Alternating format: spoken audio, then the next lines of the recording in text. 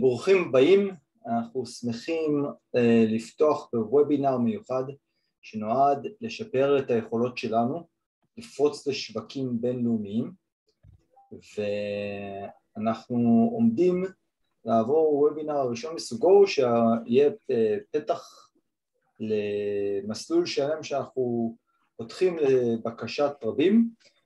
אנחנו Xcellerator, קהילת חברות צומחות בינלאומית, וחרטנו על דגלנו לעזור לחברות לצמוח, ובתוך זה יש לנו הרבה פעילות ויכולות גם לחדור לשווקים בינלאומיים, וכדי לעשות את זה באופן טוב יותר אנחנו ניתן היום גם כמה כלים, וזה הולך להתבצע היום באופן סדנאי בלייב עם קריאה אמיתי.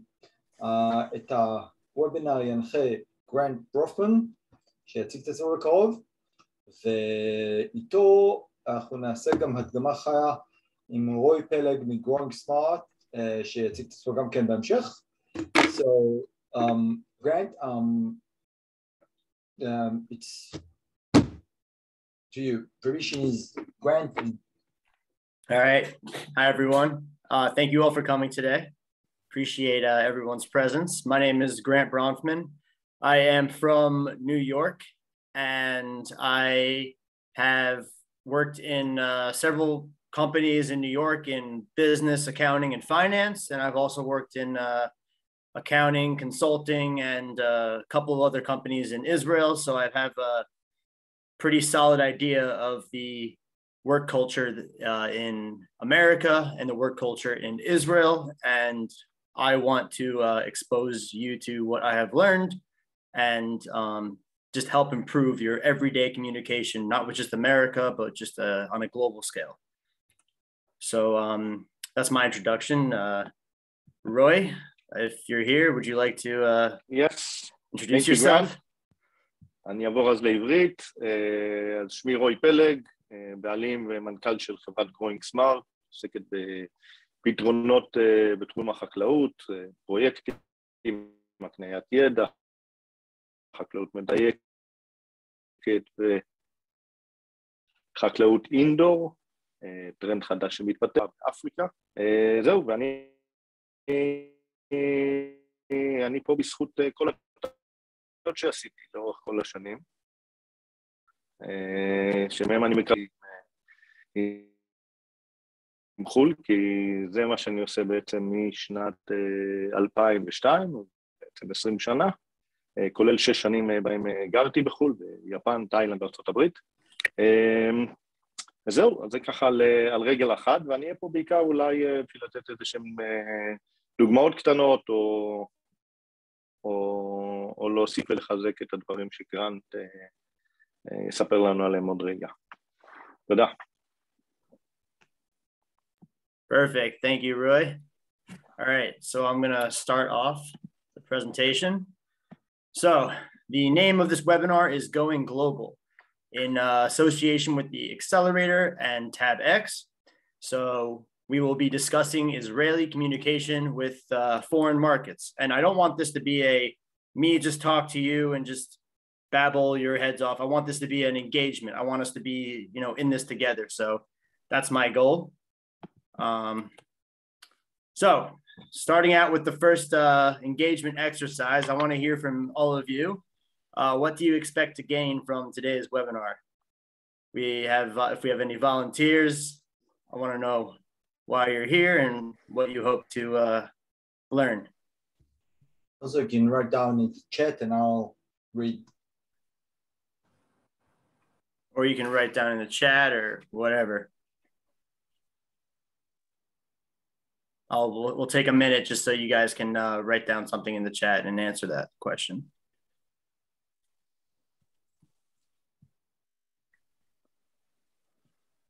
And Nir, whenever you're ready to read and you have your responses. Start reading. So things that were previously in the previous survey, information about and explaining on doing business globally,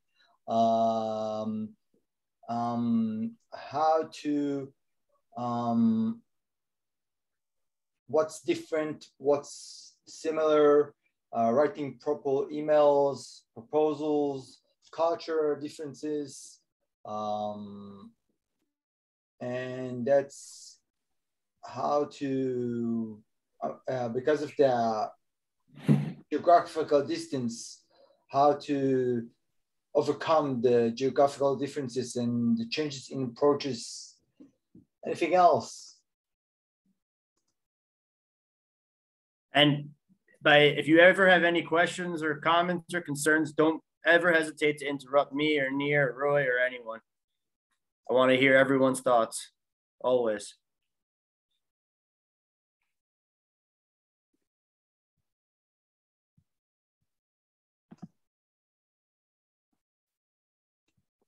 Any other?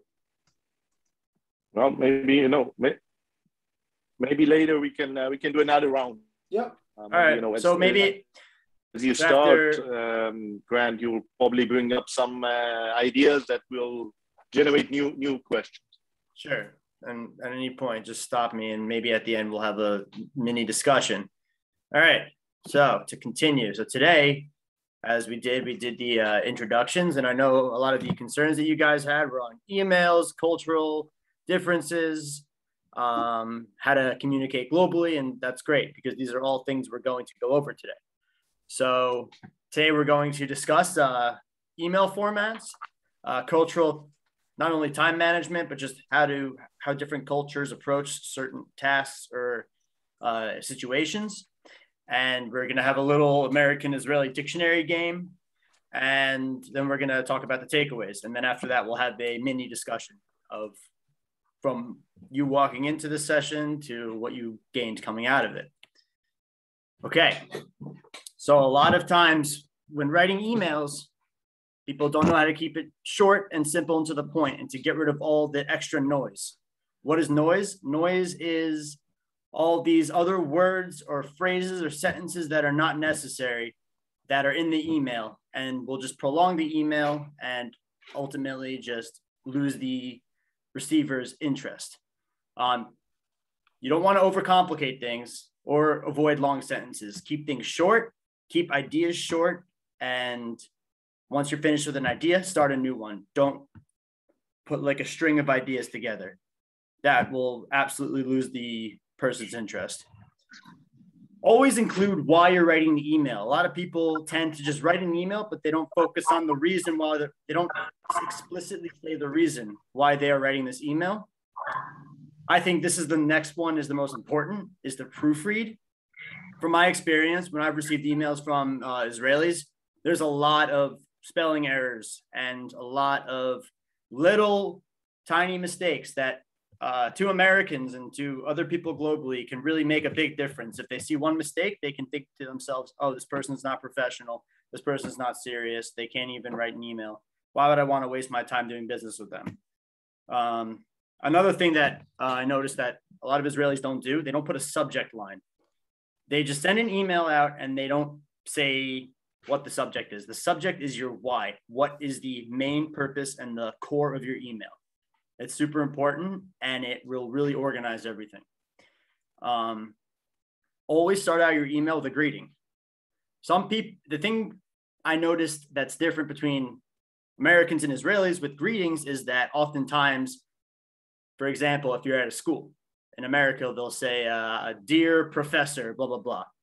But in Israel, they'll say something like, oh, hey, Roy, or hey, Ronnie, or hey, Joshua, or hey, Yaron. They're not going to say the title of the person. But in America, it's important to put that there because they will feel unrespected if you don't. Make sure you have a body. In that body, as I said, you want to include the why and what you're trying to get across. And this is just me talking to you now, but we're going to go over examples very shortly. And the closing sentence. You always want to, you don't want to end just with a period. Oh, here are the files, period, from Grant. You want to say, here are the files. Thank you so much for your time reading this email, Grant. I know it sounds ridiculous hearing this, but it is so important to do that because it is what the receiver will take away from it. was what that last sentence is how they're going to see how you come across and if you really care about the person you're sending it to. Lastly, signatures. People don't do signatures here. They just say their name. They'll like end an email and just say Roy. It is so crucial, I think, to just put a simple, sincerely, best regards, and you can look up different signatures at the end and even include your contact information, who you are, Roy or Nir, CEO of Xcellerator, and then contact information. Keep a signature. It establishes who you are, and it allows them another way to contact you, either via telephone or via another email that you use, or your company email, or could be anything really. All right, so now let's go over a few emails. So this is a sample email message, which I found that was really good. Before we proceed, can everybody see? כולם יכולים לראות? טוב, להגדיל. כן, כן, רואים טוב. Okay. So everyone sees the words. Okay, great. It's not too hurting on your eye. I tried to keep the email kind of short. Dear Dr. Renegold. So they put the doctor in the end, in the introduction, which is great because you want to address them by their profession or by their accomplishments per se, or their title. It is very honorable and it can really make a difference. Sometimes if they just say like, hey, Renegold or whatever, they won't even read the rest of the email. I'm writing today to inquire about the possibility of applying for a position as a teaching assistant at your university this summer. We will be moving to your area. I was given your name by Dr. Nelson, another title that was in the email, who was one of my professors at the University of Northern Realms. I have a master's degree in Indigenous Studies from the University of Northern Realms, and I assisted with several classes while finishing my degree. This is great because in the first paragraph, they explain why. They give you the reason. Why are they writing today? What is their motivation? Then they explain who they are. I have a master's degree. What do I have to offer to you? Perfect. In addition, I am interested in learning more about your PhD program in North American history. Perhaps we can schedule a meeting so that I can learn more about the program. I've attached my resume for your perusal. Perfect. So rather than just ending the email right there, just with their purpose, they say, thank you for your time and I hope to hear from you soon. That last sentence, thank you for your time and I hope to hear from you soon, I think is so crucial because the ending is what they're going to take away from it. When they walk away from this email, that's the lasting effect that it's going to have on the receiver. Perfect. At the end, they say sincerely, Brianna Clumber, and they have their information at the bottom. Just to start an email with dear, and it's just knowing how to start an email and end an email is going to change the way you come across completely. It may not seem like a big deal to Israelis, but it is a very big deal to the rest of the world. Sometimes they will just skip your email if they don't see any form of respect or closing that you have to offer them. So perfect. So this is the email that I just showed you.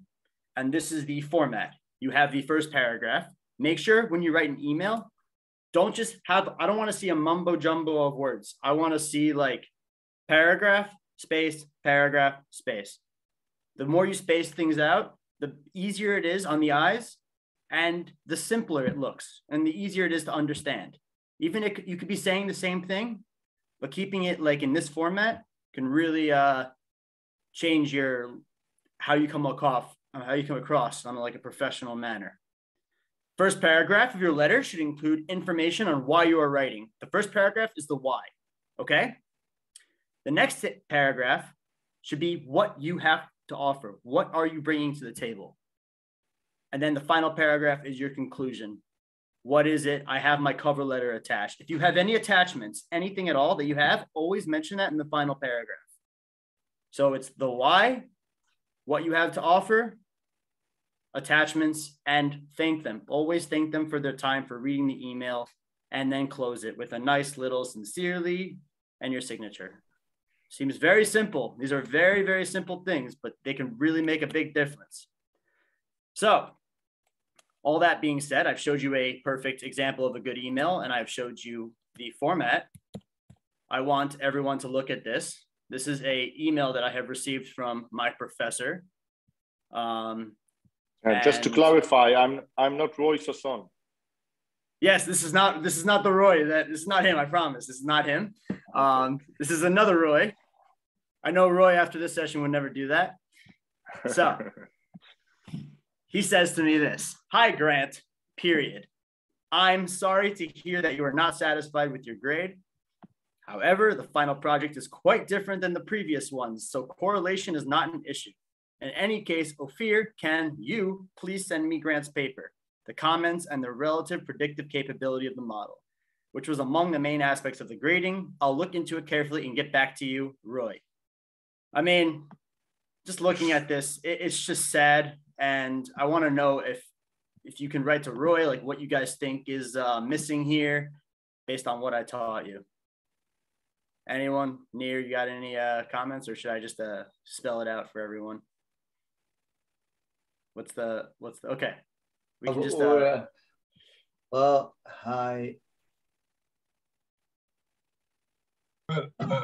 Can you hear me? Yes, I can hear you. I think it's really depend if it's a cold call or this is something that is already you know him. I guess that these guys, they know each other, so there is some kind of way that they are used to have this chat, to communicate between them. So this is one. And related, compared to what you showed us before, of course, everything is missing here, yeah? So quite a lot of things are missing. Right, exactly. So yes, this is my professor. We, so I wouldn't say we exactly have a relationship, me and him, but I can tell you for a fact that in my university in America, I would email my professors and they would send me these beautiful emails, even though I'm just a student and they're a professor. It didn't matter to them. An email is an email, and no matter who your audience is, especially globally, it doesn't matter the relationship that you have. If it's business, and you should always follow the first format. So here I noticed there's a lot of spelling mistakes. This guy did not even put a single ounce of effort into this email, which shows to me that he really doesn't care. He doesn't care about how I feel about my grade. Just because he wrote the word, instead of writing Y-O-U, he just needed 2 extra letters to finish that word. He just wrote the word, the letter U. Very unprofessional. When he says, please, just PLS. Very unprofessional. And he doesn't even space it out. He just one mumble jumble mess, and it honestly hurts the eyes, and it's not a pleasant sight, in my opinion. So maybe a question. So, I mean, like you said about the you and the please, I mean, it's customary in social media or text messaging. So is that so different when communicating over emails?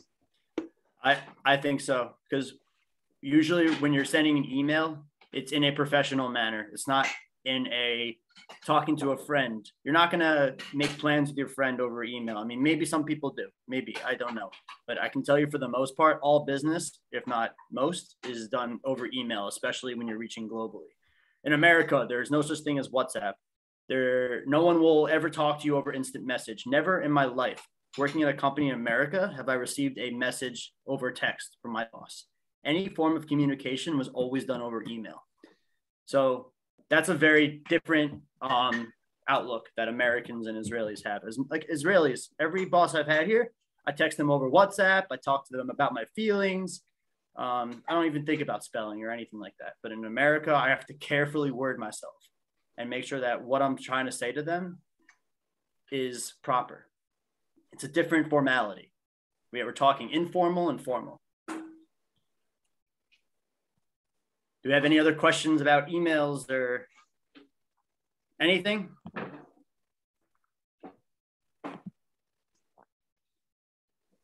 No? Can you hear me? Okay. Yes, I can hear you. I'm going to talk also about sending a message through LinkedIn or through any other chat communication or only through email? I can talk briefly about it. Yeah, I can talk about it right now. Okay.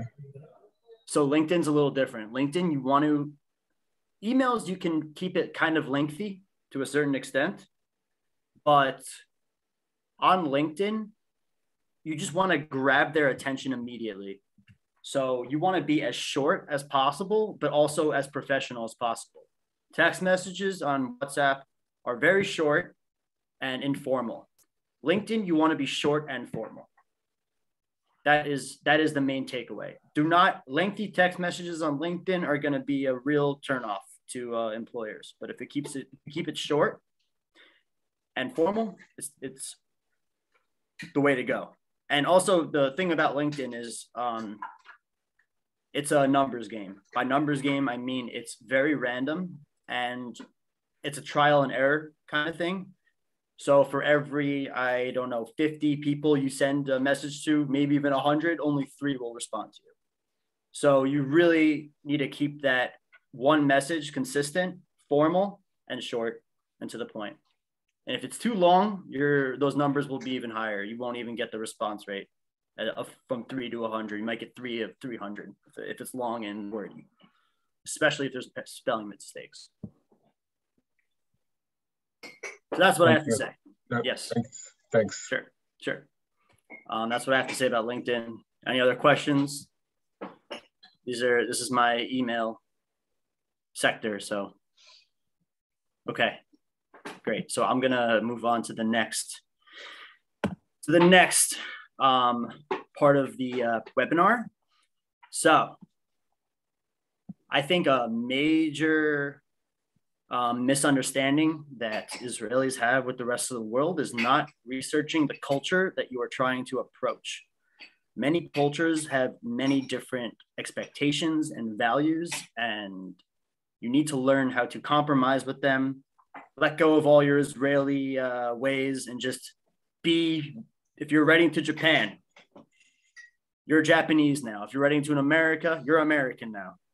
That's how it's supposed to be. And I want to show you this short clip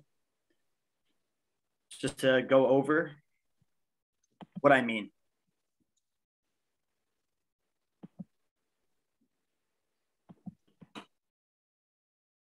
Yeah.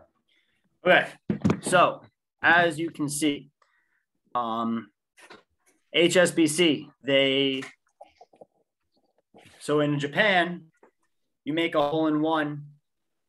The person who made the hole-in-one has to buy everyone presents, okay? But in America, you make a hole-in-one, the person who made the hole-in-one has to buy everyone beers. This is just one example of cross-cultural differences. And as I said before, it is very crucial to understand the culture you are talking to, what they expect, and how to approach them accordingly. Okay. So we have these 2 cultures here. Imagine column 1 is one culture and column 2 is another culture. We have one culture that handles time differently. They focus on one thing at a time, make precise appointments, and they keep them. They try to measure, plan, and manage time, and their logic is linear. They don't talk all over the place. We have another culture where they do several things at once. Whenever you make an appointment, it's not necessarily an appointment. It is something that is in the air. It may or may not happen. We don't know. And things are very easily changed. Something can happen at any moment. They can change it and everyone's okay with it. They go with the flow. They rely on spontaneity. Spontaneity is when things just happen without planning. And everything is nonlinear. Ideas are all over the place until something good pops out. So I have a question for you. Which time handle resource reflects the Israeli way and what reflects the rest of the world? What do you guys think?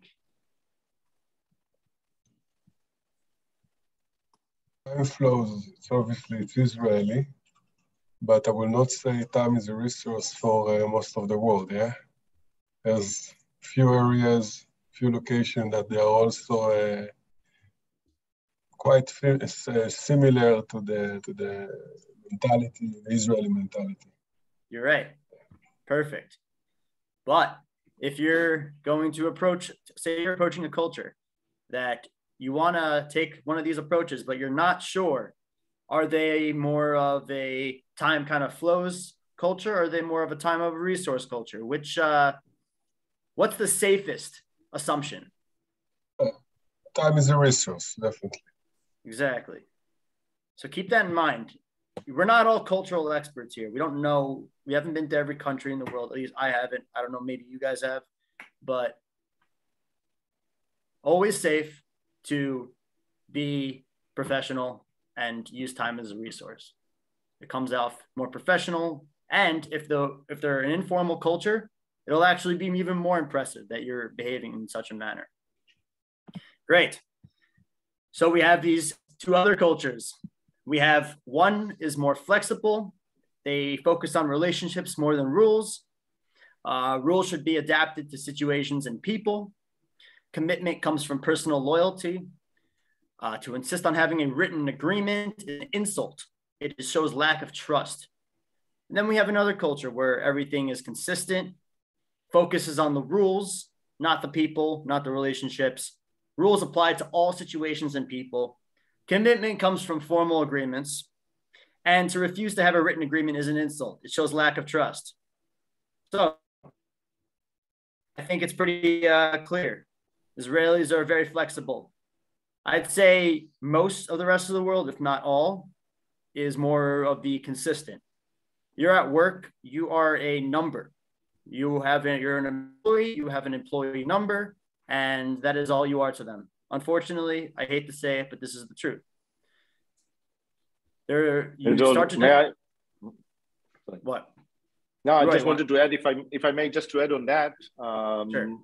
A Japanese gentleman told me once that the difference between Israelis and Japanese is that the Japanese will drag the negotiation for 2 years, but after 2 years, everything will be clear and they will work with you in the coming 20 years.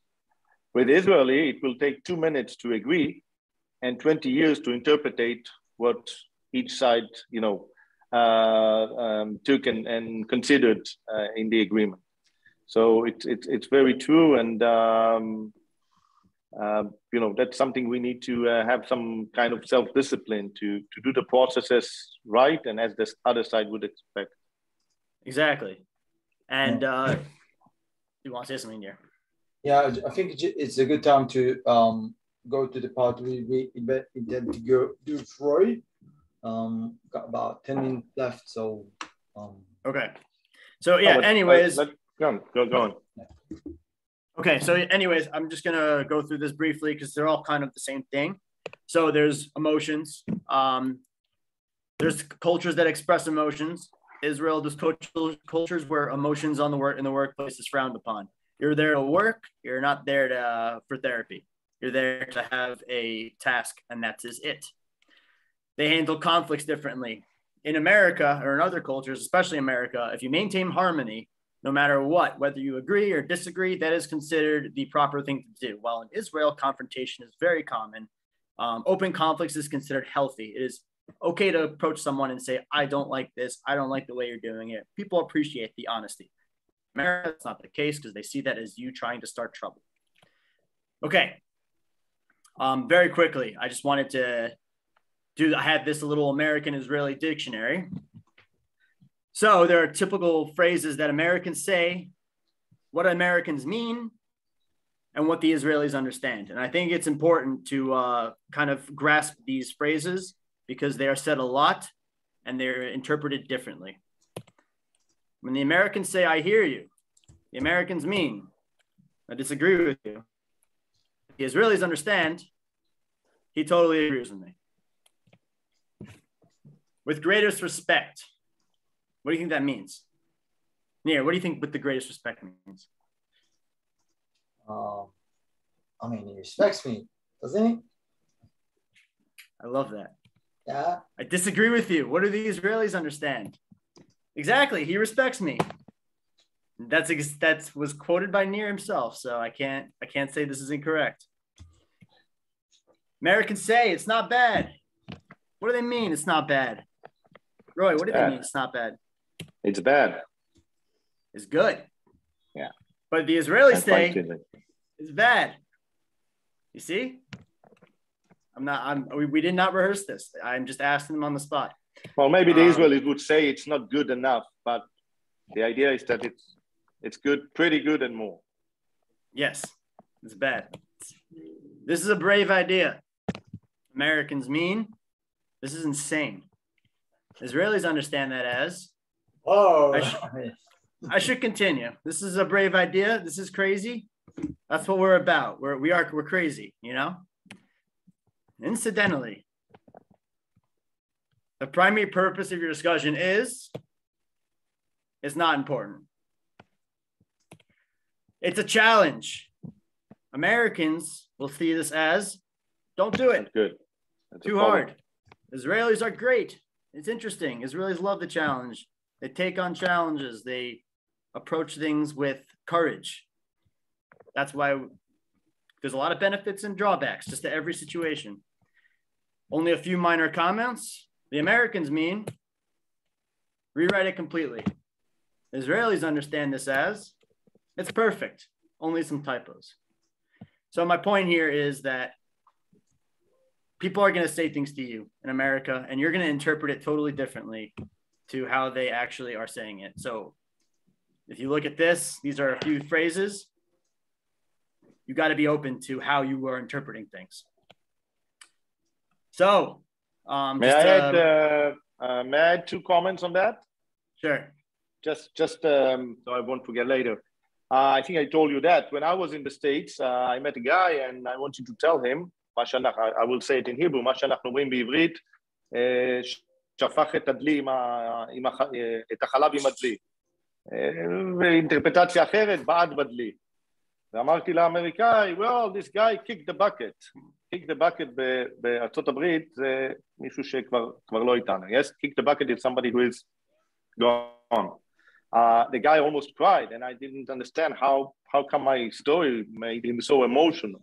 So this is one.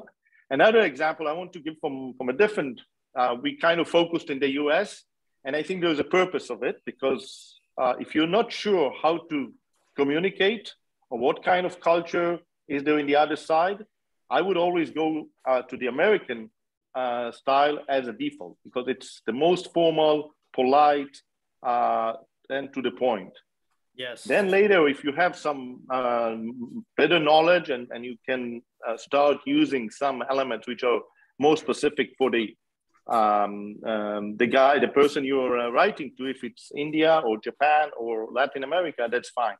But if you're not sure, I would take that as a default. One thing, just I've been many years traveling Asia, more than 20 years.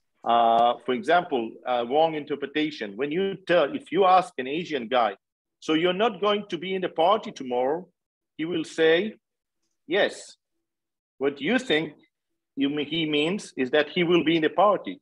What he meant is, yes, what you told me is right. I will not be in the party. Okay? So this is another example how yes can become no and vice versa. And thanks, Grant. It's an excellent exercise what you did here. Thank you. Yes. So just because you're speaking the same language does not mean you're actually saying the same things or understanding the same things. That's my point here. Language is just surface level, really. You got to get deeper. It's the tip of the iceberg. So as we conclude today, I wanted to go over some takeaways. Just understanding to empathize and listen and not just put your ideas forward, even if you think their ideas are insane or crazy, is so important, because whether you disagree or agree, you want other people to feel like they are not just wasting their breath talking to you. You want to feel that you want to make them feel that they're being productive with their words. Tolerance for ambiguity. What this means is that sometimes just like we mentioned, there's ambiguity between language barriers. You have to be tolerant with that, meaning you have to look at the broader picture outside the box. What else could they be meaning when they say this? maybe to me, my whole life, when in Israel, people are direct and they say this and they mean this. Maybe it could be something else, just as Roy and my last exercise was going over. Respect and communicate. That is very important. Israelis sometimes will be honest and it can come off a little bit too blunt, and other cultures may take that as disrespectful. Just even the way you phrase things, please, thank you, how can I help you? These tiny little words can really go a long way and change the entire perspective of how people judge you. Awareness of national culture, as we read before, saw before, there are different expectations. There are different situations that you will encounter with other cultures. For example, the hole-in-one with golf. And you need to either do research or understand that before you approach a different culture. It's always important to do your background check before reaching out to some foreign land you're unsure of. Awareness of others' emotions. People in America did not go to the army for the most part. They don't have a heart of steel. So they are very emotional, very sensitive, very, very sensitive people. You have to be aware of that. And if you even say the slightest thing, it could hurt their feelings and you may not know why. So be understanding of how that can happen and try to avoid it. So Grant, on that, quick question. Because you are from New York originally, aren't you? Yes, I am. So from New York. New York are considered to be, just as Israel is LA. I mean, about sensitivity-wise, I mean, how different are they about the sensitivity issue? I mean, because in New York are considered tough as well. Are they? New York is very tough. I agree. And Israel is also tough, but Israel, I feel like, is different. New York, what they'll do with you is when they give you criticism or when they tell you that something is wrong that you're doing, they won't just say it to you up front. They won't tell you, Nir, I don't like the way you wrote this email. Please rewrite it and try to be better in grammar. They won't be so direct. What they'll do is they're going to say something like, Nir, listen, you're writing emails a little off-putting and not exactly how we expect in this cultural environment. And they will say all of these words and phrases that will go around what they're really trying to say at the heart of it. And it will be a long conversation. It will not be as direct. It will not be as blunt. The reason they do that is because they're more sensitive to emotions there. They know that if they say the wrong word, even the wrong tiny little word can really screw up an entire relationship. So that's the difference. There's more conservation there. Here, people are more comfortable. So I would say, yes, people in America are more sensitive, even though they grow up in the same environment, but they also won't vocalize their sensitivity as much as Israelis will. Does that make sense? Great. So that gets to my last point. Express emotions appropriately and effectively. I think we covered everything we can today, and we went a little over time. So I just want to thank everyone for their participation, and it was really great teaching you guys and being with you, and you guys were great. And another thing on my last slide is always, always, always at the end of a presentation or a phone call or some speech that you're giving, just say thank you. It really, really can leave them with a lasting impression, as I mentioned in the emails in the presentation. So thank you. That is all. So thank you very much. Thank you very much. Very good. Best takeaways, something that you learned new, guys. I'd be happy if you could put in the chat. If somebody is willing to share, what did you get out of this webinar? מה למדתם? דבר אחד שקיבלתם? Or if you have any thoughts or anything. Any thoughts, any questions? Yes. אני יכול, ניר, אם יש לנו עוד 2 דקות, אני יכול להוסיף עוד משהו, אבל אם לא, אז אולי